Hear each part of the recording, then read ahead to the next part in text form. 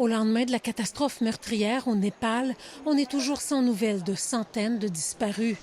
Pendant que les recherches se poursuivent dans la zone sinistrée, toujours engloutie sous la boue, des familles font le pied de grue devant l'hôpital de Katmandou dans l'espoir de retrouver leurs proches. Tout ce que je souhaite, c'est de retrouver mon mari et de le ramener à la maison, dit cette femme. Mon fils est chauffeur de camion, ajoute cette femme. Il a été pris au piège par les inondations et depuis, je suis sans nouvelles. La mer de boue qui s'est déversée dans une vallée frontalière entre le Népal et le Tibet a emporté des infrastructures, des kilomètres de routes et des villages entiers. C'est arrivé tellement vite, témoigne cet homme, ça a fait l'effet d'une bombe qui venait d'exploser.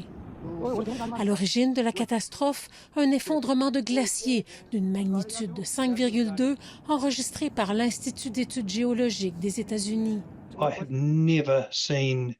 Je n'ai jamais rien vu de tel, dit cet expert. Un torrent d'eau, de glace et de roches qui dévalait la montagne à 200 km/h. Des images satellites avant et après montrent bien l'affaissement du glacier accéléré par le réchauffement climatique. La fonte du pergélisol qui maintient certains flancs de montagne entraîne une augmentation des glissements de terrain, prévient cet expert.